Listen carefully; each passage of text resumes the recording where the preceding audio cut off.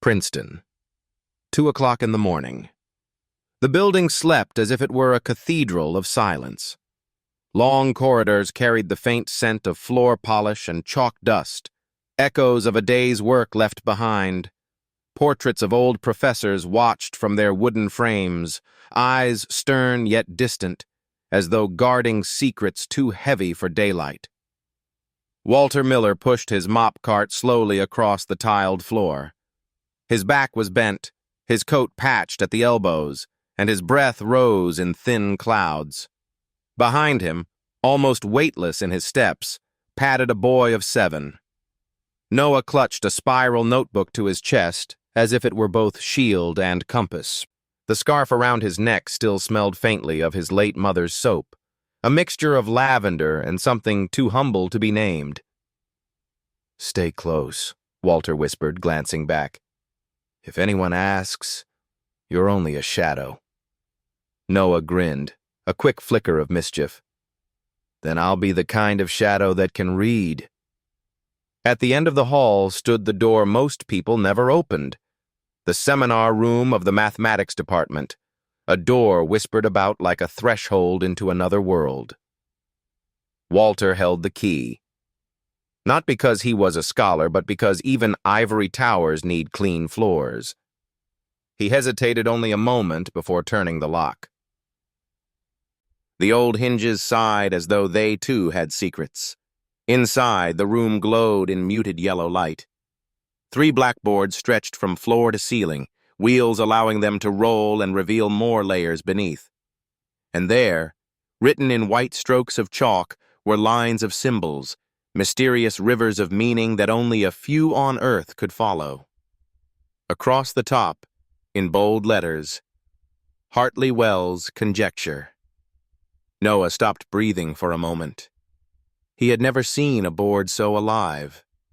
The chalk marks looked less like equations than like constellations, threads of starlight caught on a dark sky. Walter leaned his mop in the corner. "It's just a classroom, Noah. Don't let the air of it scare you." But Noah shook his head. "It doesn't scare me," he whispered. "It feels like a window." He climbed onto a wooden stool, balancing his little body so he could see closer. From his pocket, he pulled the stub of a pencil and opened his notebook. Carefully, line by line, he copied the strange letters and arrows. He did not understand them fully, not yet, but he listened to them the way another child might listen to birdsong, not knowing the words, yet sensing the pattern. To Walter, the marks were nonsense. But to Noah, they were music waiting for a melody. He scribbled quickly, pressing too hard so the tip of the pencil nearly tore the page. "Easy," Walter murmured. "That notebook's your lantern. Don't burn the paper with your fire." Noah smiled faintly without looking up. "If I don't write, it disappears. I have to catch it." The old man paused, mop in hand, and studied his grandson. He thought of his daughter, Noah's mother, who had died the year before in a hospital bed that smelled of disinfectant and fading hope. She used to say, "My boy looks at the world as though it were whispering to him." Walter had laughed then. Now, seeing Noah's brow furrowed in fierce concentration, he wondered if perhaps she had been right. On the third board, someone had left a sketch of triangles connected in a web, like lace made of numbers. Beside it, a note in smaller writing. "We do not count the lines. We count the places where the lines refuse to close." Noah read it aloud softly, tasting each word. The places where the lines refuse to close. He drew a small circle in his notebook. "Like a hole in a net." Walter chuckled. "You've never even held a fisherman's net." "I don't need to," Noah said. "I can feel when something won't hold." He drew stars across the margin of his page, connecting some with faint pencil strokes, leaving others alone. Then he whispered almost to himself, "Primes are like stars. They look scattered, but maybe they follow paths we just don't see yet." The old janitor had no idea what a prime was beyond the numbers he used at the hardware store. Still, he listened as though the boy's words were scripture. The floor gleamed under his mop. Outside, snow fell quietly against the stone walls, flakes settling like lost notes on a silent piano. The clock ticked toward 2:30. Walter's hands ached with age. "We should go," he said softly. "These halls will wake soon, and they don't welcome uninvited shadows." But Noah lingered. He pressed his palm against the cool blackboard, close to the equations, as though touching them might allow their meaning to seep into him. His eyes shone with something too large for a 7-year-old boy. Hunger, not for food or warmth, but for understanding. A sound broke the silence. Footsteps, steady and sharp, echoing down the corridor. Walter stiffened. He whispered, urgent now, "Hide." Noah darted behind the rolling blackboard, squeezing into the narrow space where chalk dust floated in the air like smoke. The door opened. A tall man entered, his coat draped like a judge's robe, his hair silver at the temples. His eyes were sharp as knives. He did not glance at Walter, who stood with mop in hand like a soldier caught off duty. Instead, the man strode straight to the board, his gaze locked on the central conjecture. Professor William Hartley. His name was scrawled across the top of the chalkboard, but his presence made the letters seem smaller. "You've not cleaned in here yet?" he asked, without looking around. "Just finishing, sir," Walter replied, head lowered. "Be careful with the boards," Hartley muttered. "These equations took weeks to arrange. One careless hand can undo the work of a lifetime." He picked up a stick of chalk, hesitated, and drew a single question mark next to a line of symbols. He stared at it for several seconds, then rubbed it out with the side of his hand, leaving only a faint blur. "Why must this problem bite me like a dog that won't release its bone?" he murmured. Behind the board, Noah pressed both hands to his mouth to keep from laughing at the image. Hartley set down the chalk, pulled his coat tighter, and strode out without another word. The echo of his shoes faded into silence. Walter waited a full minute before moving. He rolled the board aside, and Noah tumbled out, hair powdered with chalk dust. "Did you see him?" the boy whispered. Wide-eyed. "I saw him," Walter answered. "And I saw you, burning holes in that notebook like a firebrand." "Child, this place is not made for us." Noah hugged the notebook close. "But math is." Walter shook his head, weary yet tender. "Maybe so, but doors have locks, Noah." The boy looked back once more at the glowing boards. To him, they were not locked at all. They were windows, cracked just enough for a small shadow to slip through. Outside, the night had softened into snow. The streets of Princeton stretched quiet and empty, lit by lanterns that hummed faintly in the wind. Walter guided his grandson through the falling flakes, pulling his scarf tighter around his neck. "Cold?" he asked. "I'm warm," Noah answered. "My head feels hot, though." "Better a hot head than a cold heart," Walter said, and the boy laughed. They reached the bus stop. Walter sat on the iron bench, rubbing his hands against the chill. "Tomorrow you'll go to school. Promise me you'll eat your lunch instead of trading it away for pencils and compasses." "I only trade half," Noah replied with a sly smile. "And compasses draw better circles than sandwiches." Walter sighed, shaking his head, though his eyes shone with pride. The bus groaned to a halt. Inside, yellow light cast trembling halos on the metal bars. Noah leaned against the window, notebook on his lap.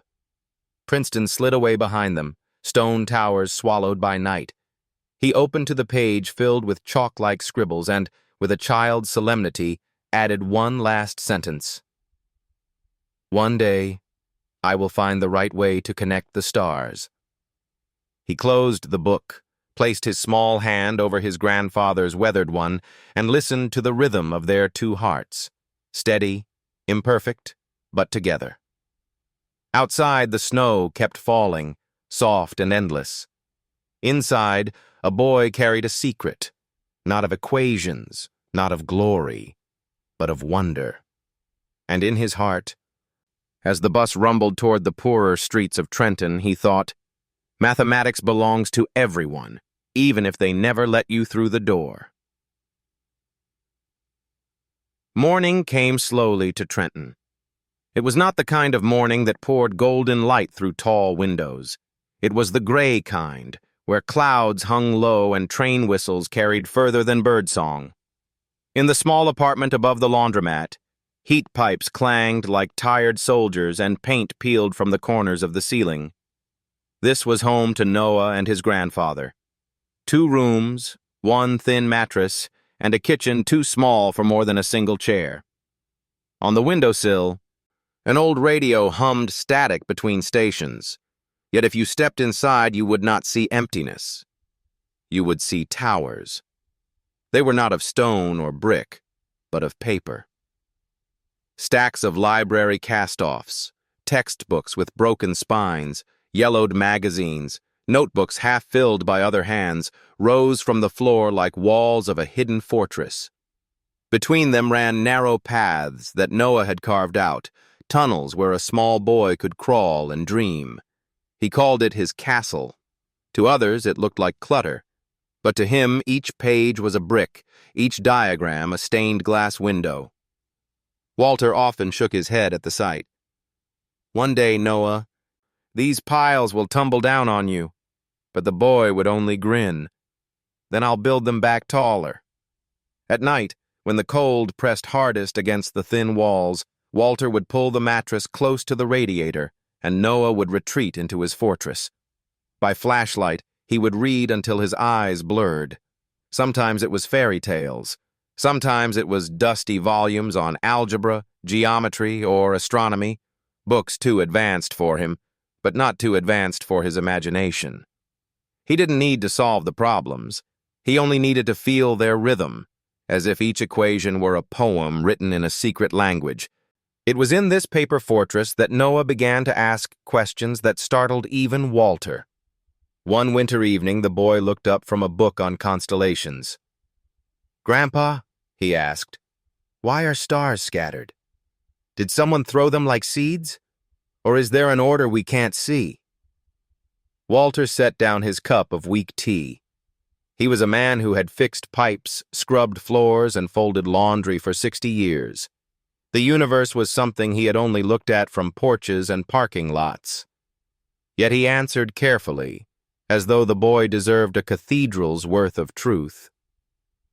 "Some things are scattered," he said. "Some things are planted. The wonder is in not knowing which." Noah nodded solemnly, then scribbled a note in his spiral notebook. His handwriting was uneven, but his thoughts ran straight. It was always that way. When Walter told him stories about his mother, the daughter he had loved and lost, Noah listened as if each word were a seed he must plant in his memory. She had been a schoolteacher, quick with laughter and quicker with kindness. Even when illness hollowed her cheeks, she had whispered to Noah, "Don't ask permission to wonder." So the boy wondered. He wondered at the sound of trains passing through the city, how the rails sang before the whistle came. He wondered why snowflakes never repeated their shapes, even though they all fell from the same sky. He wondered why some people could walk through the gates of Princeton freely, while others, like his grandfather, entered only with a mop and bucket. Walter, though weary, tried never to discourage him. On Sundays, he would brew coffee in the dented percolator, then sit at the small kitchen table with Noah across from him. "Your mother used to say," Walter began one morning, "that you don't need an invitation to learn. You just need hunger." "I'm always hungry," Noah said, reaching for the toast. "Not that kind," Walter chuckled, though he slid the toast toward the boy anyway. The kind that keeps you awake even when your eyes want to close. The boy understood. His hunger lived not in his stomach, but in the restless turning of pages. It was Ms. Amelia Foster, Noah's elementary teacher, who first glimpsed what that hunger meant. She was a woman with kind eyes behind thick glasses, the sort of teacher who kept peppermint candies in her desk drawer. She noticed that Noah finished worksheets long before the other children, then filled the margins with questions, sometimes about fractions, other times about the speed of light. One afternoon, she called him to her desk. "Noah," she said softly, "where do you learn these things you're writing?" He looked down at his shoes. "At home. From books nobody wanted." "And who helps you with them?" "My grandpa listens," he replied, "even when he doesn't understand." Something in the boy's voice touched her. She knew the signs of poverty: the patched backpack, the sandwiches without fruit, the tired shoes. But she also saw a flame in him, one that could either be nurtured or smothered. That evening, she stayed late at school, writing a letter to the district office. She requested special permission for Noah to attend an advanced learning session held once a week at the university. She sealed the envelope with a sigh, uncertain if anyone would listen, but she felt she had to try. Back in the apartment, Noah continued to add to his fortress. He built towers from encyclopedias, bridges from old atlases, doorways from stacks of journals. At the highest point, where sunlight reached for a brief hour each afternoon, he placed his spiral notebook like a flag. To visitors, though there were few, it looked like chaos. To Noah, it was order. Each pile had meaning. Here were the books that spoke of stars. There, the ones that taught the language of shapes. In another corner, fairy tales and fables stood guard, because even a fortress of reason needed sentinels of imagination. At night, Walter would tell him stories of the farm where he himself had grown up, a place of long fields, droughts, and hard winters. He told of horses pulling plows, of neighbors who shared seed when crops failed, of a time when community mattered more than wealth. "Your mother was born there," Walter said, voice rough with memory. "She used to lie in the hayloft, staring out the window and say she wanted to see the world beyond the fields. I never guessed that dream would lead her here." "Was she good at math?" Noah asked.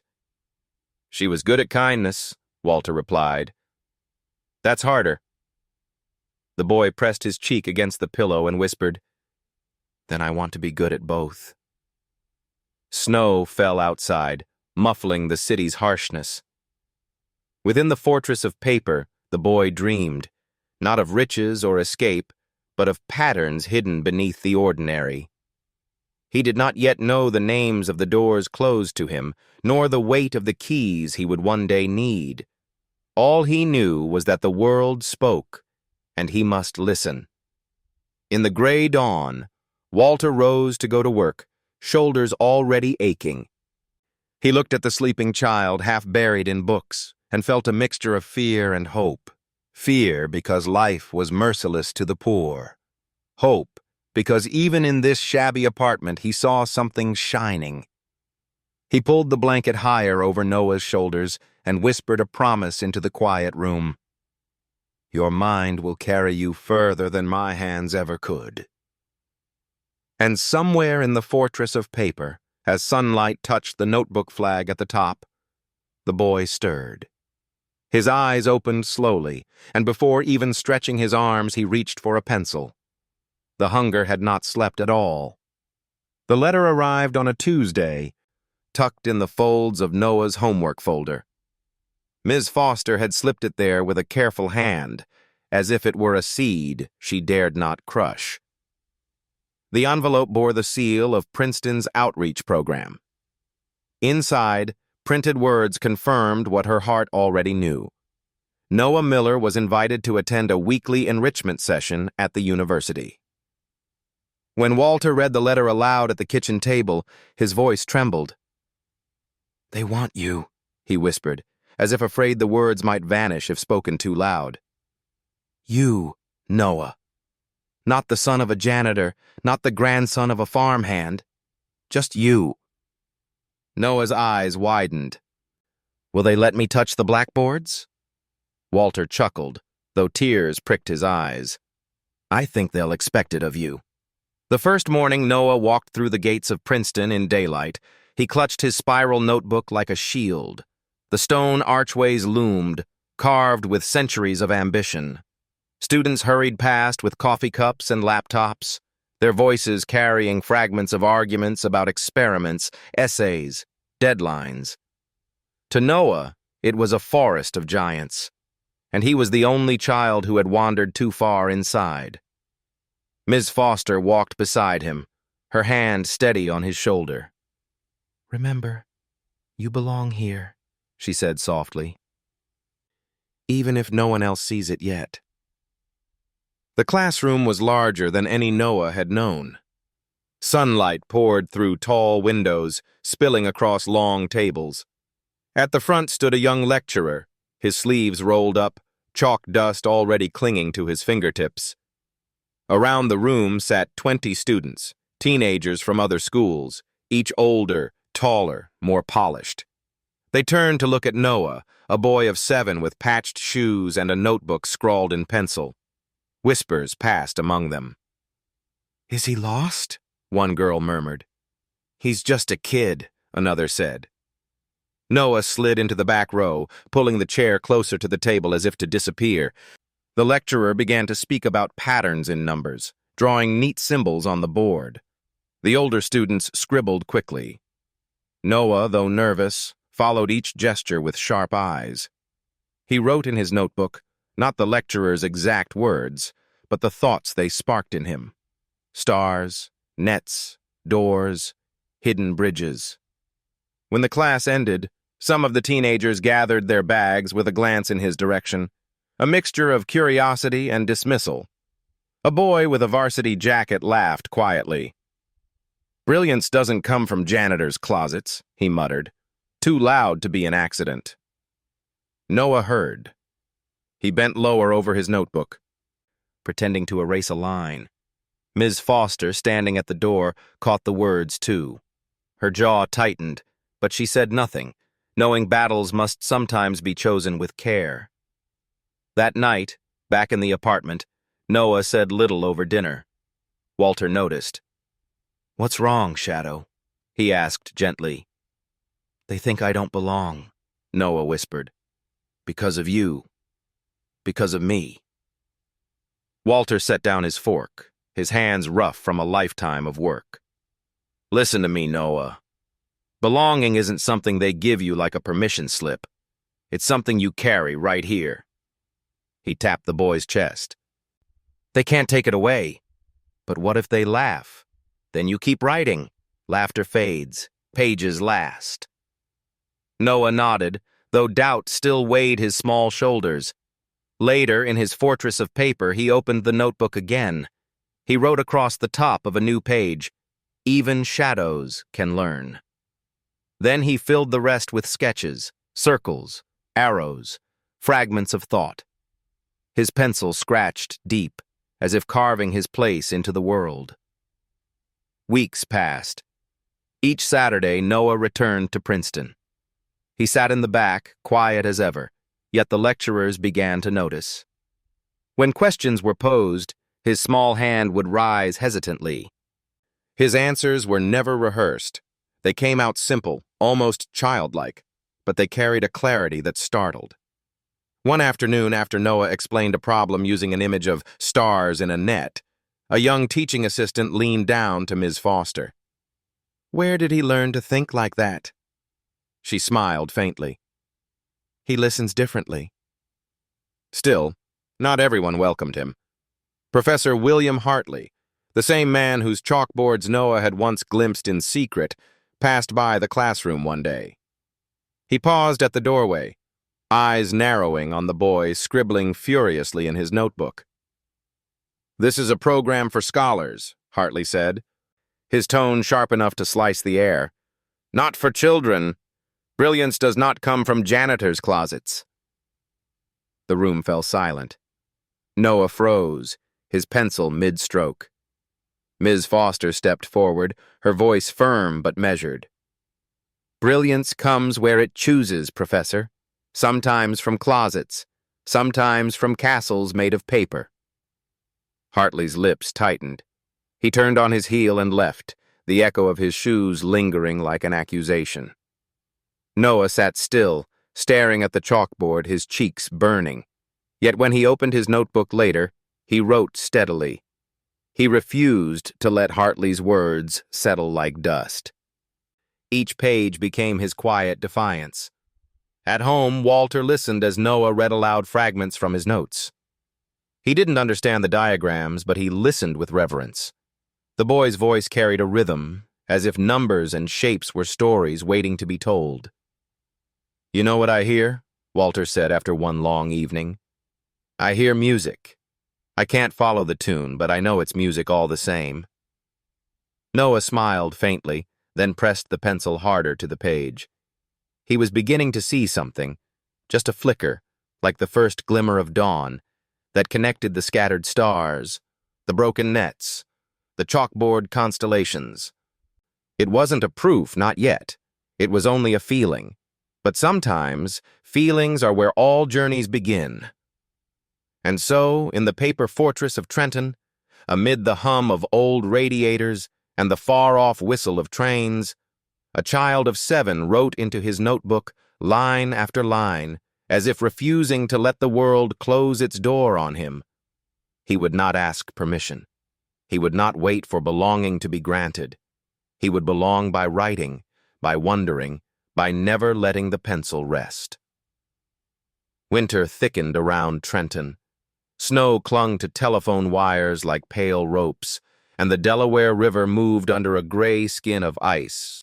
The little apartment above the laundromat grew colder, its pipes groaning with the strain of the season.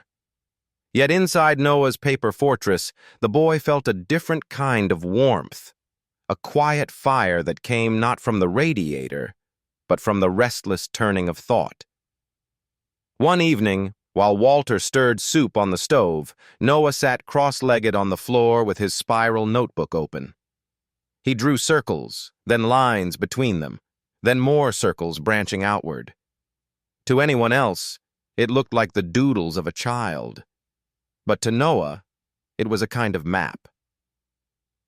"Grandpa," he asked suddenly, "what do stars remind you of?" Walter looked up from the pot, steam clouding his glasses. "The sky above the farm when I was a boy. Nights so clear you could almost hear the stars. Your great-grandfather used to take me out to the fields, and we'd count until we lost track. He said the stars were the only thing poor men owned as much as kings." Noah nodded slowly, as if that were the answer he was waiting for. "To me, stars are like numbers. Scattered, but maybe not scattered at all. Maybe there's a net holding them, too thin for us to see." He drew more lines, weaving his circles into triangles. "If you look long enough, the holes start to show.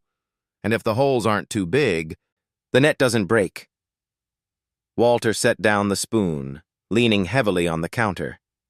He didn't understand what the boy was saying, not in detail, but he heard the tone, the reverence, the quiet conviction, and he let it wash over him.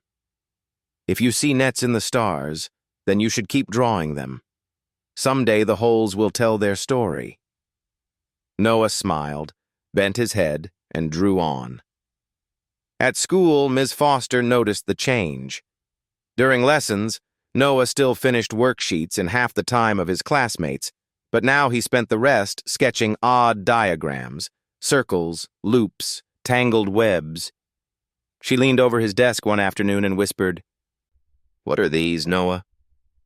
"They're shapes that don't close," he whispered back.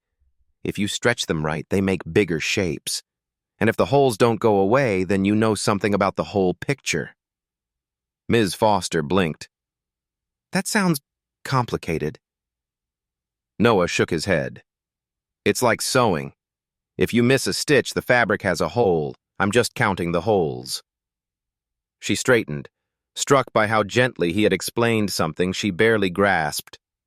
She thought of his mother then, how she had once sat in this same classroom, dreaming of books and stars. The resemblance was so strong that Ms. Foster had to look away. One Saturday, after class at Princeton, Noah lingered in the hallway while Ms. Foster spoke with another teacher. He stood before a corkboard filled with research posters, too high for him to read comfortably. Still, he traced the shapes printed on them, complex webs, diagrams, knots of lines. One poster showed a lattice of circles joined by bars, a picture of something far more advanced than any child should care about. Yet Noah cared. He copied the design into his notebook, simplifying it, turning the structure into stars and triangles. A pattern stirred in him, not yet clear, but insistent. A graduate student passing by noticed him. Daniel Brooks, tall and soft-spoken, stopped and bent down. "Hey there, what are you looking at?" Noah held up the notebook shyly.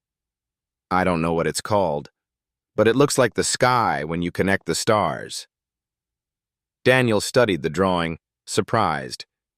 It wasn't precise, but the boy had captured the essence of something that took him years of study to appreciate. "You know," he said gently, "some people spend their whole lives studying these holes and connections. It's called topology." "Topology," Noah repeated, tasting the word like a piece of hard candy. He smiled, as though the sound itself had unlocked something. Daniel patted the boy's shoulder. "Keep drawing, kid. Sometimes pictures see further than words." Then he walked on, leaving Noah with a new word glowing in his mind. That night back in Trenton, Noah told Walter about the encounter.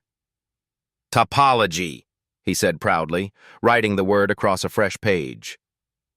"It means the shape of things when you stretch them, but don't tear them, like the net of stars."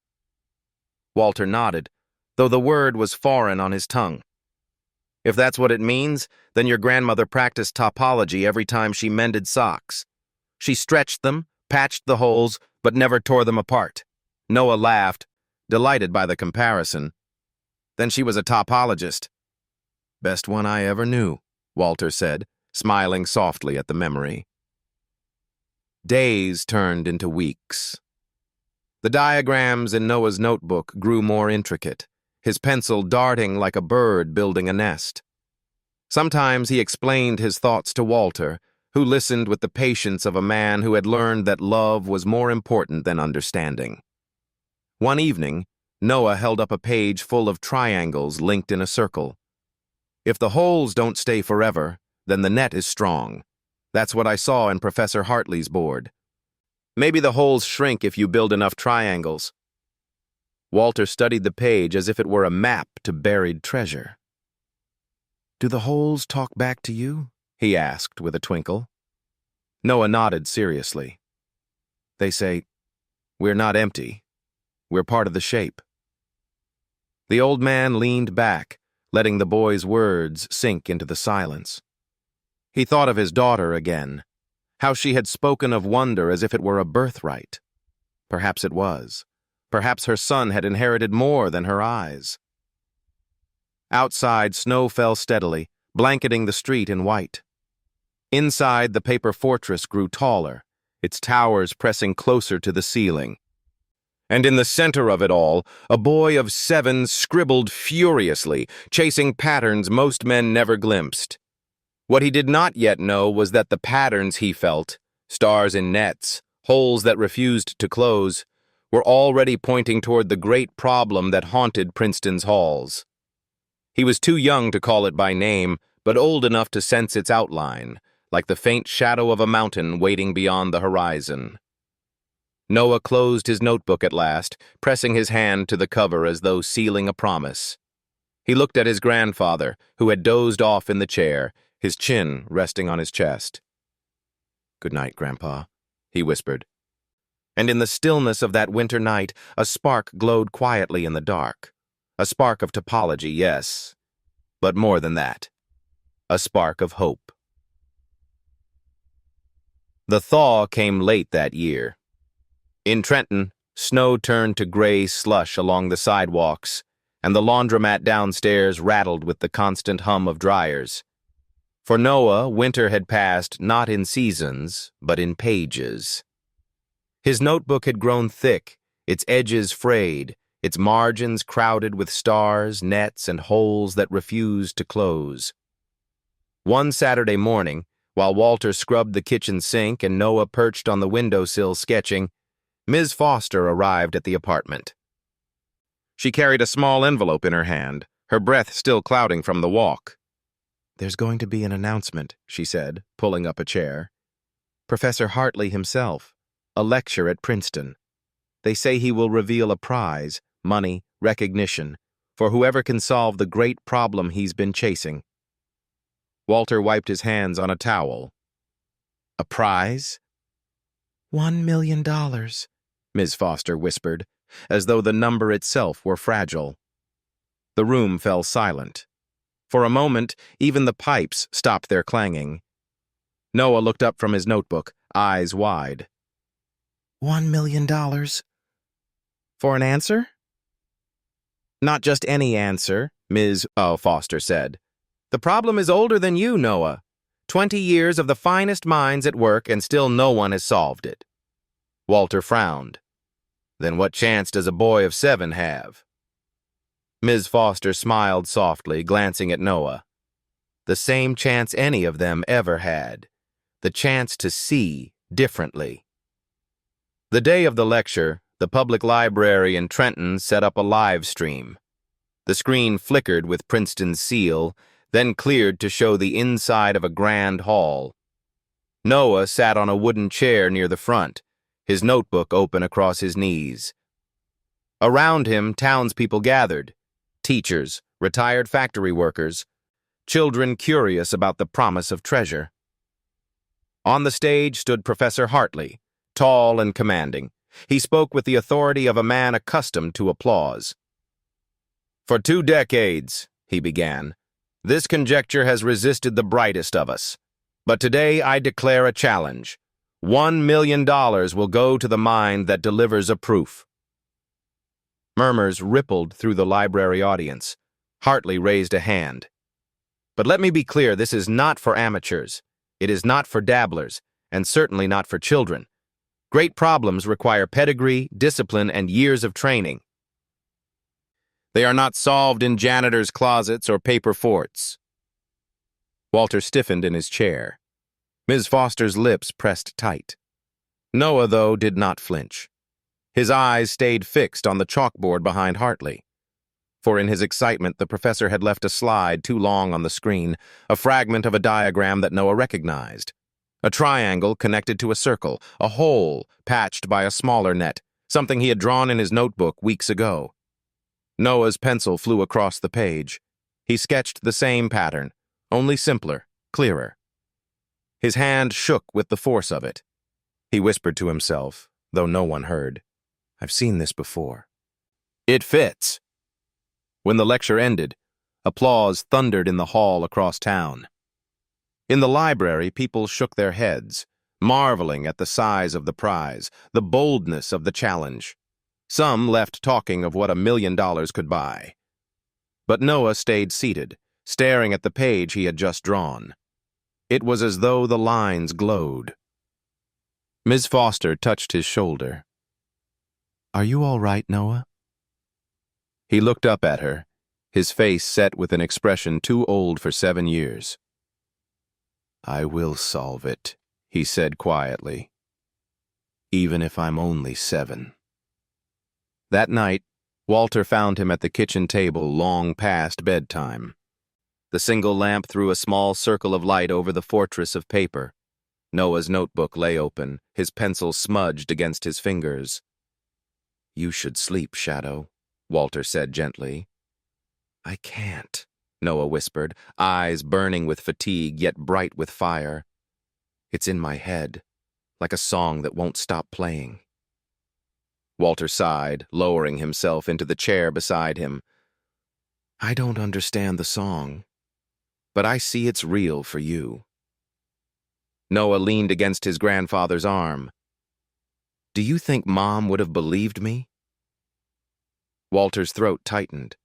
He thought of his daughter, her laughter, her courage, her last words. "She would have believed in you, Noah. Always." The boy nodded, silent for a long time. Then, with a trembling hand, he wrote across the top of the page, "The net holds." In the weeks that followed, the challenge spread like wildfire. Newspapers printed Hartley's photo, headlines boasting of the $1 million prize. Radio hosts debated whether it would be solved in 10 years or 100. For most, it was a curiosity. For Noah, it was a summons. Each afternoon, after school, he hurried to the library, pulling books from shelves, copying diagrams onto loose sheets. Ms. Foster watched him with awe, sometimes slipping him an apple or sandwich when she noticed he forgot to eat. Other children played outside in the thawing snow, their laughter echoing through the streets. Noah heard them, but he did not join. His fortress had grown too high, his hunger too fierce. Sometimes he faltered, sometimes the pages blurred and his pencil dropped from his hand. But then he would remember Hartley's voice, "Not for children," and the sting of it lit him anew. At night, Walter prayed silently, not for riches or glory, but for his grandson's heart not to break under the weight of dreams.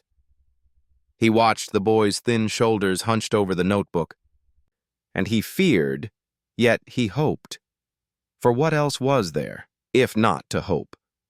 On the first warm evening of spring, Noah stood at the window, looking out at the city lights. He pressed his notebook to the glass, seeing the dots of light on the page align with the lights of the city beyond.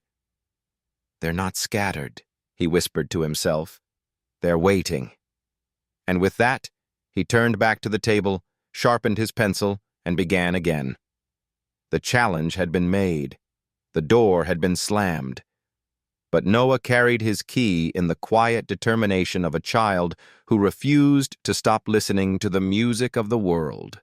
One day, he believed, the song would resolve. Spring had softened Princeton's stone walls. Blossoms swelled on the trees, scattering white petals across the cobblestones like pages torn from an invisible book. By day, the campus hummed with students rushing to lectures and laboratories.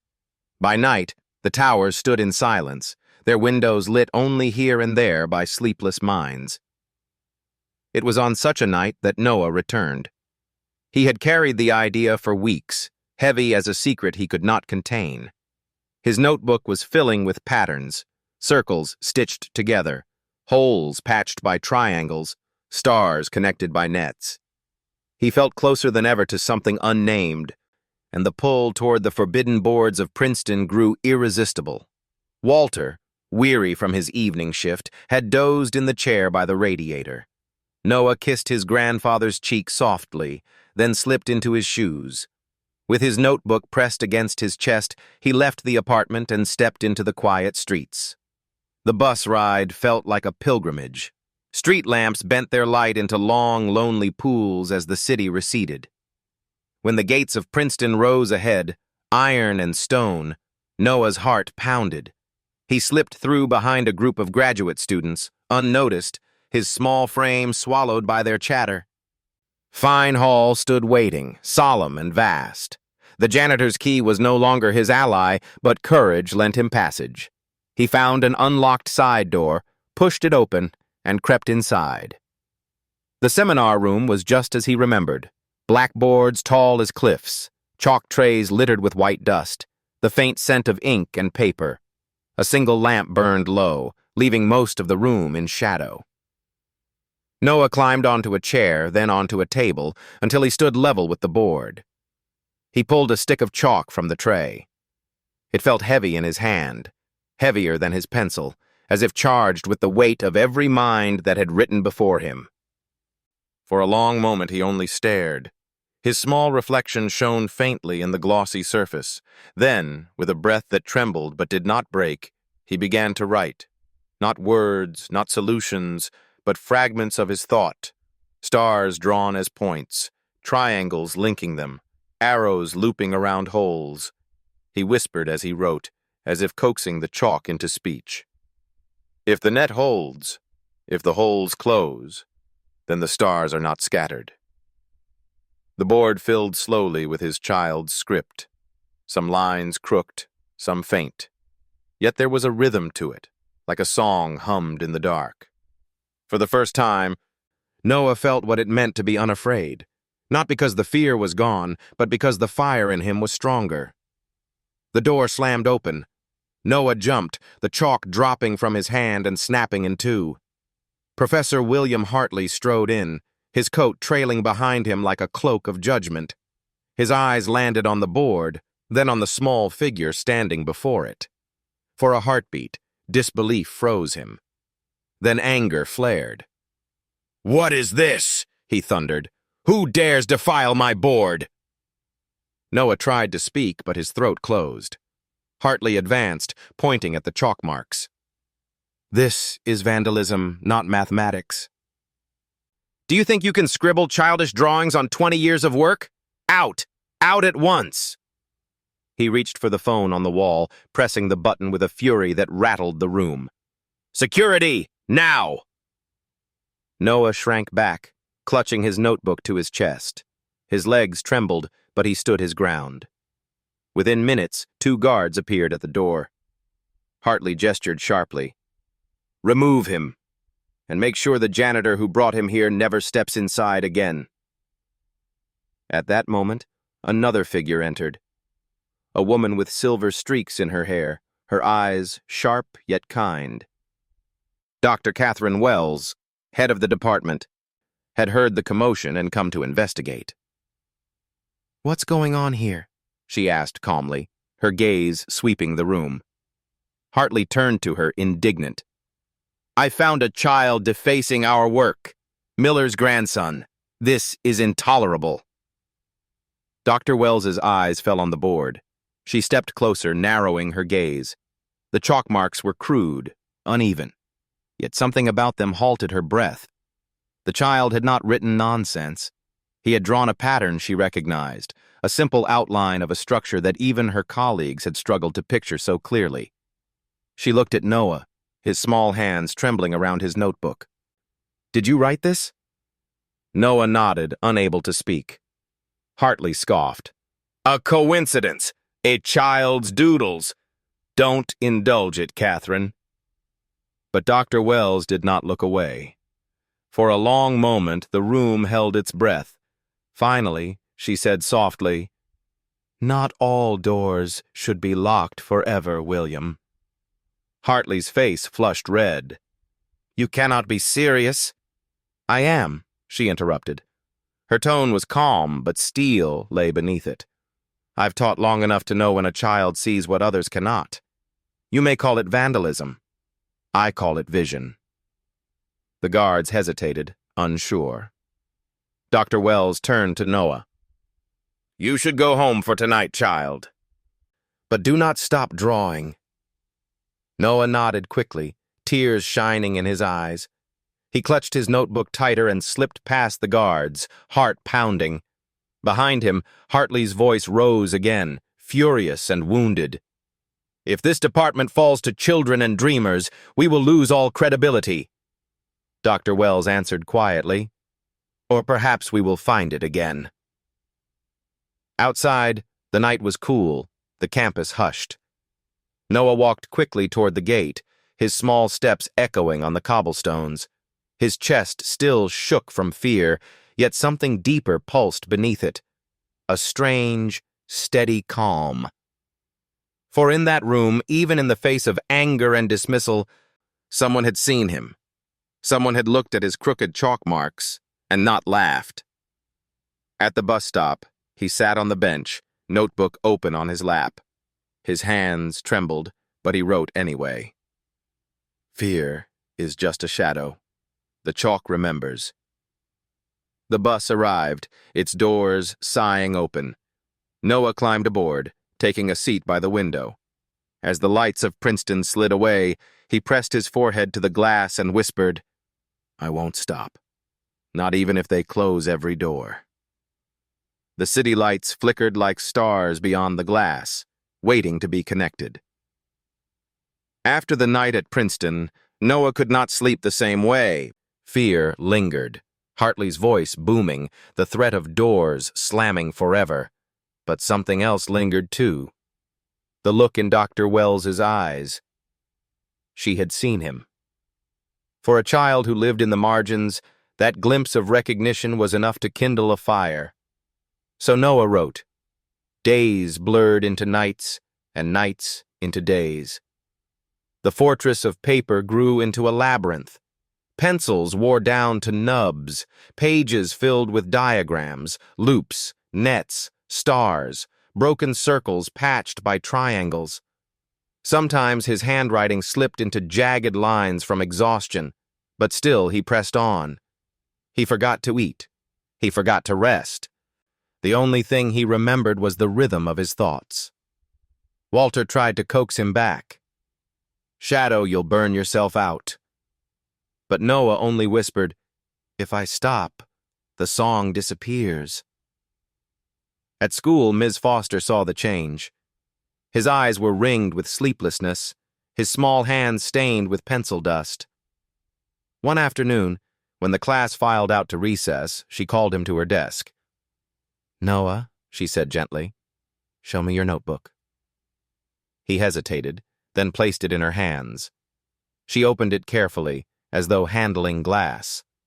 At first, all she saw were sketches, crude circles, nets of lines, arrows pointing nowhere. But the more she turned the pages, the more she sensed a strange order. Holes were counted, shapes repeated, not by accident but with intention. It was like watching a child compose music with no training, yet the melody held. Her heart tightened. This is beyond me, she admitted softly, but maybe not beyond everyone. That evening, she reached out to a former student of hers, Daniel Brooks, now a graduate assistant at Princeton. She had once taught him his multiplication tables. Now he spent his nights in Fine Hall, chasing problems she barely understood. She asked him to meet her at the library. Daniel arrived, tall, slightly awkward, with hair that refused to stay combed. He carried a backpack stuffed with papers. When Ms. Foster placed Noah's notebook before him, he opened it with polite curiosity. Minutes passed. Then his posture shifted. He leaned closer. His brow furrowed, not in dismissal but in focus. Page after page, he turned, his breath slowing. Finally, he looked up, astonishment in his eyes. Who wrote this? A boy in my class, Ms. Foster said softly. 7 years old. Daniel laughed, but it was not mocking. It was the kind of laugh a man gives when the world tilts unexpectedly. 7? She nodded. His name is Noah. Daniel closed the notebook, resting his hand on the cover. These aren't solutions, but the direction. He's circling something real. He sees the structure in a way we struggle to describe. Ms. Foster's voice wavered. Then it's not just imagination? No, Daniel said firmly. It's intuition, raw but sharp. If nurtured, it could become a proof. A week later, Daniel visited the apartment in Trenton. Walter answered the door, suspicion in his eyes. He was protective of Noah, especially after Hartley's threat. But when Ms. Foster introduced Daniel, explaining his connection to the university, Walter relented. Inside, Daniel watched Noah hunched over his notebook, pencil scratching furiously. He did not interrupt at first, only observed the intensity of a child consumed. Finally, he spoke. May I look? Noah glanced up, cautious. But something in Daniel's expression, respect, not pity, made him slide the notebook forward. For the next hour, Daniel sat cross-legged on the floor beside him. They said little, but their pencils moved together. Sometimes Daniel asked a question, and Noah answered with a drawing. Sometimes Noah asked, "What happens if the hole doesn't close?" And Daniel explained as best he could.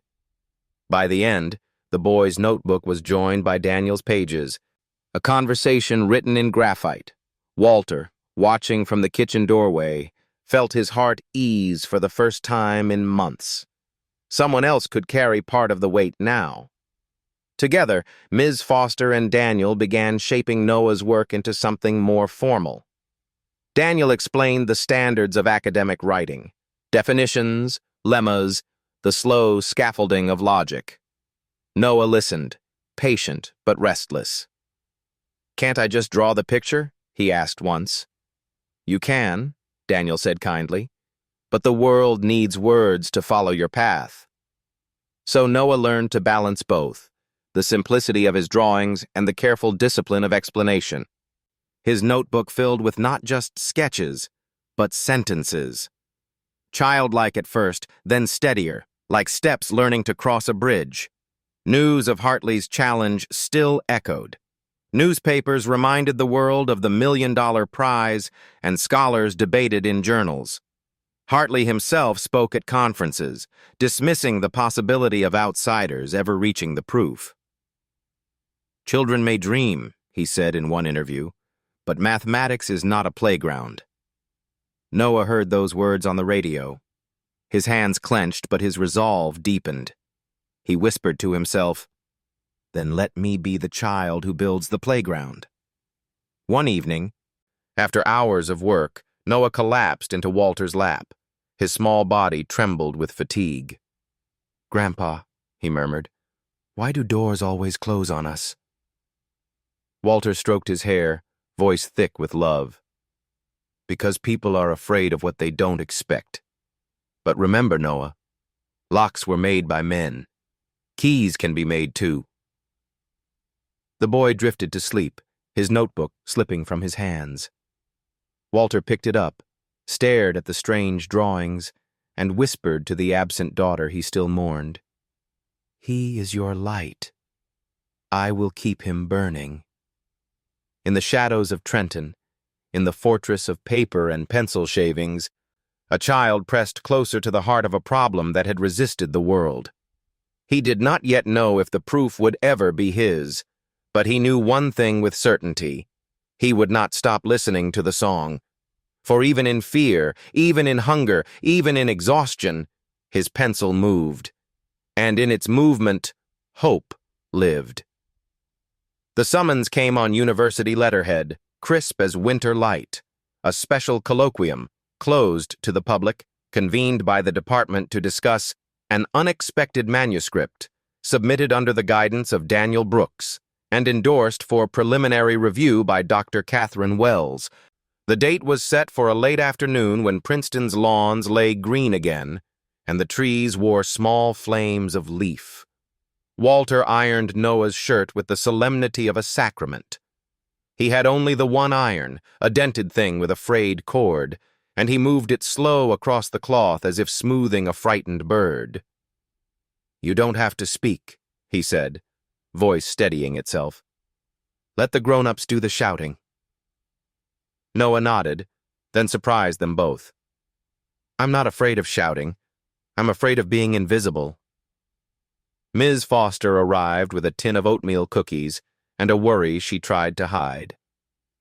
Daniel came last, carrying a portfolio as if it were a newborn, careful, alert, already protective. When they reached the campus together, the buildings looked less like fortresses than they had before, though the stone still remembered its centuries of gatekeeping. In the seminar room, the long table was already lined with faculty. Professors who had argued through nights, men and women whose names crowded the spines of journals. At the head sat Dr. Wells, hands folded, gaze clear. To her right, Professor William Hartley, mouth set in the thin line of a man who had decided not to lose. A few graduate students stood along the back wall, whispering into their sleeves. Chalkboards towered around them, black seas waiting for ships. Noah slipped into a chair between Daniel and Ms. Foster. His feet didn't reach the floor. He held his spiral notebook in both hands, the cover softened by months of touch. It was the only thing in the room that belonged entirely to him. Dr. Wells opened the meeting with the quiet authority of a bell. "Thank you for coming on short notice. You've all received the draft, a set of ideas developed by Mr. Daniel Brooks and a young pupil of Ms. Amelia Foster. I ask that we examine the ideas, not their origin stories." A ripple of discomfort moved around the table. Hartley leaned forward. "Origin matters. Methods matter. We stand on standards for a reason. If a department becomes a place where childish diagrams are mistaken for insight, we will be known not for rigor but for gullibility." "Rigor is our duty," Dr. Wells replied, "but so is curiosity." She nodded to Daniel. He rose, unrolled a few pages of clean typescript, and pinned them to the board with magnets. His voice shook at first, then steadied as he spoke, not the language of conquest, but of careful walking. "Here is a path, here is a bridge. Here is a step we are not yet sure of." He traced the skeleton of their argument, pausing wherever a gap widened into mist. When he needed a picture, he drew it in chalk. Triangles sewn into nets, circles holding, the simplest kind of map. "Where the draft is naive," Daniel said openly. "It is naive in a way that sees. The pictures aren't decorations, they're lanterns. They helped us find which corridors were dead ends." Hartley rose without waiting to be acknowledged, chalk already in his hand. He strode to the board and with practiced force began to erase. "Lanterns are for caves. Mathematics is a city. We do not wander with candles. We build roads." He sketched a counter-argument, sharp symbols, lines marching like soldiers.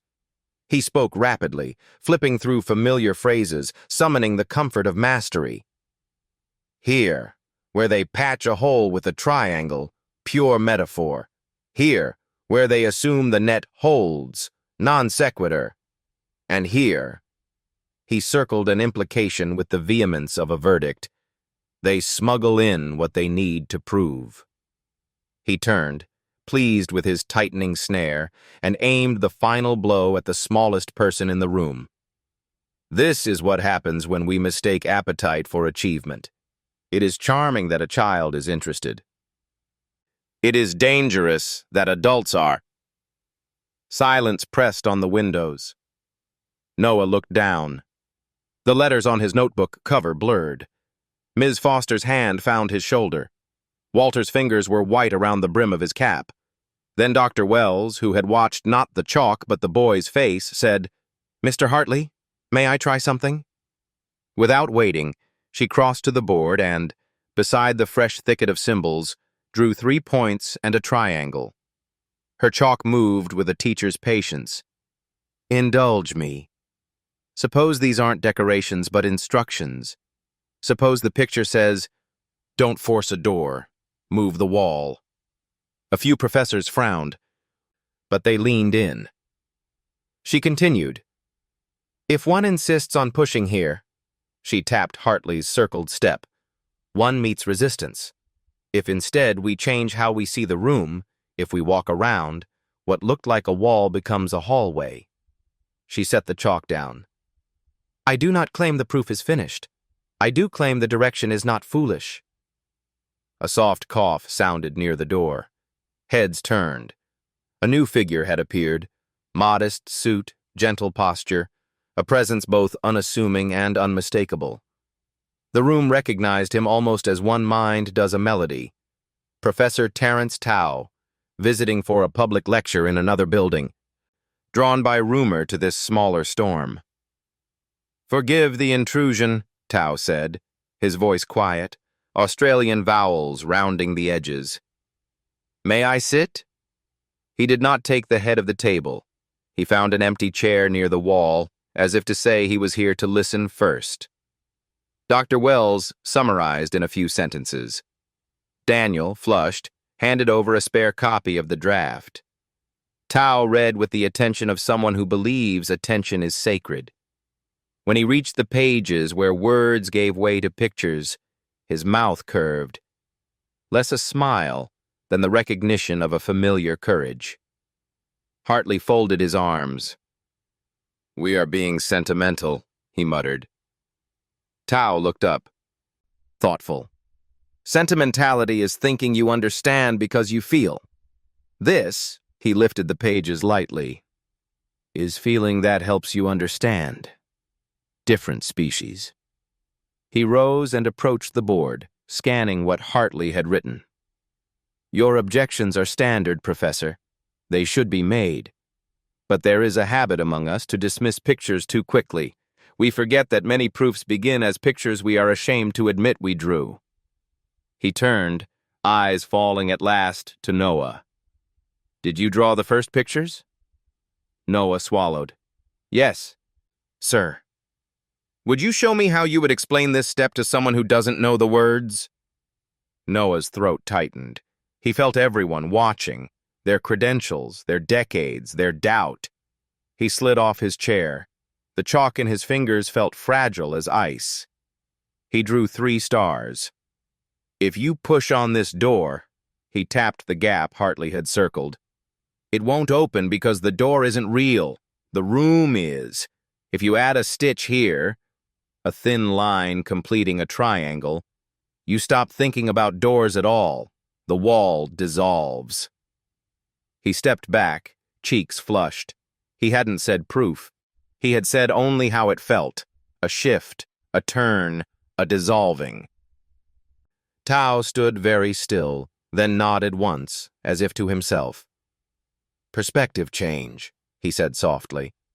"A small idea, sometimes the whole key." One of the older professors, who had kept silent out of fatigue or caution, spoke up. "We could ask for a formalization without rejecting the view, require the scaffolding, keep the window." A younger mathematician, emboldened, added, "There's a lemma hiding in the picture. If we can phrase it correctly, the rest of Hartley's objection becomes irrelevant.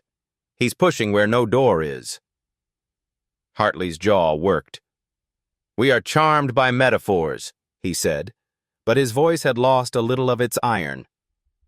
"That is not the same as being convinced." "No," Dr. Wells agreed, "but it is the beginning of being curious." She turned to Daniel. "Draft the missing steps.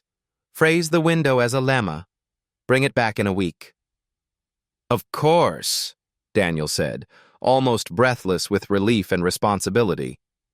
The meeting could have ended there with tidy assignments, but institutions rarely change on cue. A senior colleague across from Hartley, a man who had chaired more committees than he could remember, cleared his throat. "There is another matter," he said gently, and looked toward the boy. "Authorship. Protection."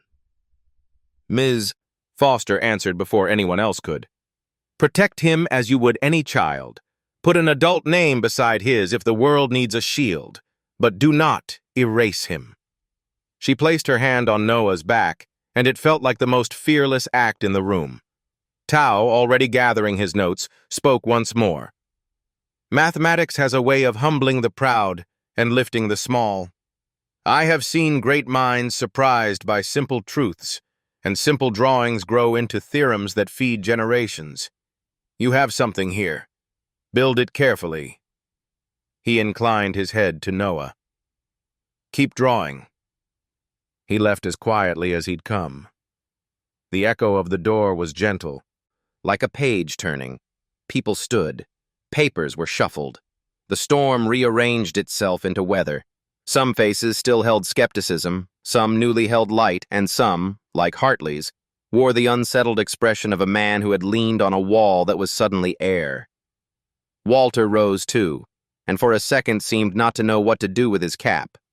He turned it in his hands, then settled it back on his head, as if crowning himself with whatever courage he had left. He looked at his grandson, not at the board, not at the professors, but at the small boy whose feet still didn't touch the floor. "You did fine, Shadow," he whispered. "You were not invisible." On the way out, Hartley passed them in the aisle. He did not stop, but he did not sneer. He was thinking, an activity he did well, perhaps too well to spare himself. Pride has edges. Thought rounds them. Down the corridor, the afternoon had softened into evening. The windows took on the color of tea. Ms. Foster tucked a stray curl behind Noah's ear. "Do you know what just happened?" she asked. He shook his head. "Doors didn't open," she said, smiling. "They turned into hallways." Daniel laughed under his breath, a sound like someone learning to breathe again. "We have a week," he said. "A week to turn pictures into bridges." "Bring sandwiches," Walter advised gravely. "Bridges take energy." They walked toward the exit together. Outside, the campus was settling toward dusk, students drifting like birds toward their trees. Noah lifted his face to the mild air. He could still feel the chalk on his fingers, a dust that did not wash away with fear. "I was shaking," he admitted. "I know," Ms. Foster said, "but the room listened." "It did," Daniel replied. "And that is rare." Noah looked back once. Through the open door of the seminar room he saw the board.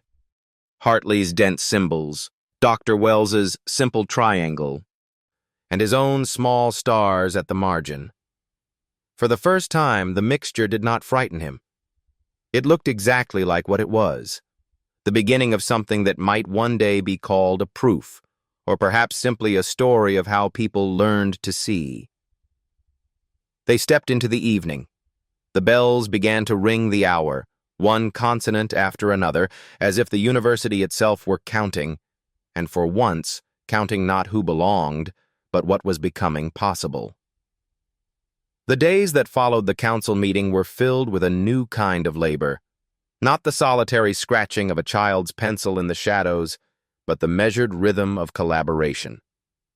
Daniel Brooks took Noah's pictures and translated them into sentences. He explained how journals demanded precision, definitions before diagrams, lemmas before leaps. He sat late into the night at Walter's kitchen table, his suit jacket folded over the chair, his pen running dry over and over. Beside him, Noah kept drawing, his lines as crooked and brilliant as ever, and sometimes those lines gave Daniel the missing step he had been reaching for. Ms. Foster brought sandwiches and encouragement, smoothing the sharp edges of fatigue. Walter brewed coffee strong enough to keep tired eyes open. It was not an office nor a laboratory, but a cramped apartment above a laundromat. And yet, within those paper walls, something was being born. Weeks passed.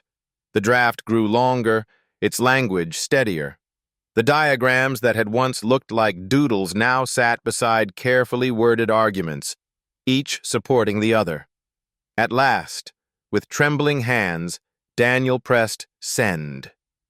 The manuscript traveled across wires and servers to the desk of an editor at a respected journal. The waiting began. Walter tried to distract the boy with walks by the river, with stories of his youth on the farm, with the scent of cut grass and the sound of trains at dusk. But Noah's mind kept circling the same question. Would they laugh? Would they erase him? Then came the letter. Thick envelope, cream paper, the seal of the journal. Daniel opened it first, his fingers shaking. He read in silence, then let out a long breath that seemed to carry the weight of the whole apartment. "Accepted," he whispered. Noah blinked. "What does that mean?" "It means," Daniel said, his voice unsteady with joy, "the world will read your work. It will not be hidden anymore." Walter sank into a chair, covering his face with his hands. He did not weep loudly. His tears were too old for that. But his shoulders shook. Miss Foster reached across the table and took Noah's small hand. "You've done it," she said softly. "You've lit a candle the whole world can see." Noah sat still, the words circling him. At last he whispered, I only wanted to draw the stars. The storm broke quickly.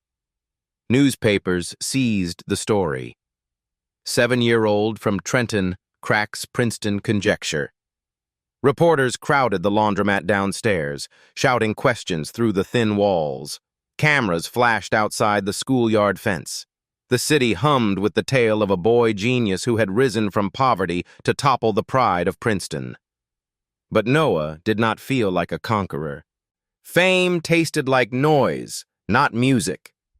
While headlines screamed his name, he retreated into his fortress of paper, building new towers from the articles themselves, cutting and folding them into small boats he sailed across the kitchen floor. Walter tried to shield him, turning away reporters, hanging blankets over the windows. "He's just a boy," he told them again and again. "Let him be a boy." In the academic world, the shock was sharper still. Professors who had dismissed Hartley's conjecture as a wall too high now leaned in to read the manuscript. Some grumbled, some marveled, some grew silent. But none could deny the clarity of the argument. The holes closed, the net held, the stars were not scattered without reason. The journal published the proof under the title, "The Miller-Brooks Paper." To protect Noah, Daniel had insisted on sharing authorship, bearing the weight of scrutiny himself. Yet everyone knew whose drawings had guided the way. Hartley's name vanished from the department directory within weeks. His pride had been his fortress, and now it crumbled. He retreated from the stage he had once dominated, leaving behind only echoes of his thunder. One evening, the four of them gathered in the apartment: Walter, Ms. Foster, Daniel, and Noah. The city outside roared with celebration, but inside the room was quiet. Walter raised a chipped mug of coffee. "To the proof," he said, voice rough with pride. "To the boy," Ms. Foster corrected gently, smiling at Noah. Daniel shook his head. "To the vision." Noah looked at them all, then down at his notebook. He touched the frayed cover and whispered, "To everyone who listens when no one else does." They clinked their mugs and cups together. The sound was small, but in that moment it was louder than all the applause of the world. The following morning, a letter arrived at the apartment, hand-delivered. It was from Dr. Wells. Inside, she wrote, "You have reminded us that mathematics belongs not to titles, but to wonder. Guard your wonder, Noah. It is rarer than proof." Noah folded the letter carefully and placed it inside his notebook. For him, it was worth more than $1 million prize. Still, the prize came. Foundations and sponsors insisted. A bank account was opened in Walter's name, numbers the old man had never imagined lining up in his ledger. Strangers congratulated them in the street, but wealth did not change the rhythm of their lives. Walter still mopped floors. Ms. Foster still graded papers. Daniel still scribbled notes past midnight. And Noah still sat among his towers of books, drawing stars that no prize could buy. Yet something had changed. The boy was no longer invisible. The world had turned its head, even if only for a moment, to watch a shadow write itself into light. That night, as Walter tucked him into bed, Noah asked, "Do you think they'll forget me?" Walter brushed his hair back gently. "Maybe. The world forgets faster than it remembers, but the proof won't forget. It will sit on shelves, waiting for anyone who cares to open it." Noah thought about that. "Then it's not mine anymore." "No," Walter said softly. "It never was. You just helped it come into the world." The boy closed his eyes. Outside, the city hummed with headlines, but inside, he drifted to sleep with the quiet knowledge that sometimes even shadows can light a path. Summer arrived in Trenton with the smell of hot asphalt and the hum of cicadas. The story of the boy from the laundromat had circled the world, but headlines faded as quickly as they had come. What remained was quieter, sturdier, the steady flame of possibility. Walter, who had never trusted banks, now found himself visiting one each week. The prize money sat in an account far larger than he could comprehend. To him, the numbers were unreal, like stars counted without end. But to Noah, the question was simple: what can we build with it? It was Ms. Foster who suggested the answer. "A center," she said one evening, as they sat in the kitchen. "A place where children who cannot afford tutors, or who are told they don't belong, can come to learn. Not a school for prodigies. A home for wonder." Walter stirred his coffee slowly. "A house for shadows." "No," Noah corrected gently. "A house for light." And so it began. The old library on Walnut Street had been closed for years, its windows boarded, its halls filled with dust. With the prize money, they bought it. Volunteers scrubbed the floors, painted the walls, and carried in tables and chairs. Neighbors donated boxes of books. Ms. Foster wrote the sign by hand: Miller Mathematics Center, free for all. On opening day, children from every corner of the city arrived.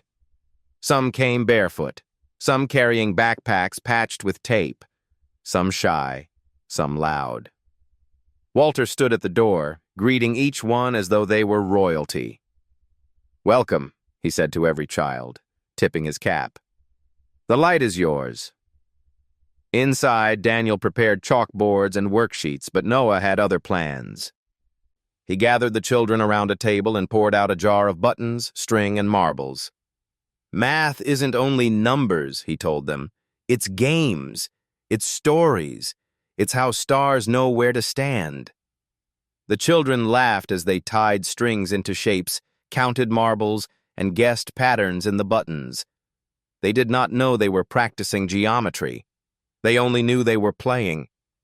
And for the first time, Noah felt the joy of teaching, not the pressure of proofs, but the freedom of sharing. Weeks turned into months. The center grew. Walls that had once echoed with emptiness now rang with laughter and the scratch of pencils. Walter became the caretaker, mopping floors with the same devotion he had once given to Princeton's halls. Ms. Foster taught arithmetic in the mornings and read stories in the afternoons. Daniel gave lectures to teenagers who had never dreamed of entering a university hall. And Noah, still only 7, wandered between groups, showing how to turn play into discovery. The children adored him. "He's one of us," they whispered, "but he knows secrets." Noah smiled, for he understood the truth. The secrets were not his to keep. One autumn afternoon, a figure appeared at the back of the classroom. His hair had gone grayer, his shoulders stooped. Professor Hartley stood quietly, hands folded, eyes lowered. For a long time he said nothing, only watched as Noah guided 2 younger children in building triangles from sticks and string. At last, Hartley spoke. "Do you allow visitors?" His voice, once thunderous, was now the soft voice of a man who had walked far under heavy weight. Walter, seeing him, stiffened, but Noah only nodded. "You can sit anywhere." So Hartley sat in the back row, silent, listening. He did not lecture. He did not correct. He only watched the children's laughter echo through the hall, his eyes dim with regret, yet glimmering with something like hope.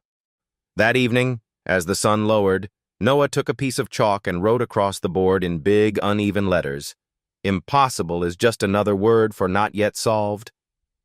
The children clapped, though most did not understand the weight of the words. Walter wiped his eyes behind his cap. Ms. Foster squeezed Daniel's hand. And in the back, Hartley lowered his head, as if bowing not to the boy, but to the lesson he himself had once refused to learn. Years would pass, and the Miller Mathematics Center would become a beacon. Some children who entered its doors would go on to universities. Others would become carpenters, nurses, or parents who taught their own children to wonder. But all would remember the warmth of the place, the way numbers and stories had mingled like threads in a single cloth. As for Noah, he remained, at least for now, a boy of 7. His proof lived in journals, his name in headlines, but his heart stayed with the children who pressed marbles into his hands and asked, "What pattern do you see here?" He never claimed to have the answers. He only claimed that the questions belonged to everyone, and in that truth, he found his peace. That night, as Walter locked the doors of the center, Noah stood beside him, gazing at the stars. The same stars he had once tried to connect in secret notebooks now seemed to shine brighter, not because he had solved their mystery, but because he had shared their wonder. "Grandpa," he whispered, "do you think the stars belong to everyone too?" Walter placed a hand on his shoulder, his old fingers warm and steady. "Of course," he said. "Just like math. Just like love." Noah smiled, clutching his notebook close.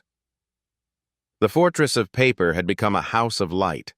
The forbidden door had become an open one. And the boy who had once been a shadow walked forward, carrying his fire into the night. Thank you for walking with us through Noah's journey.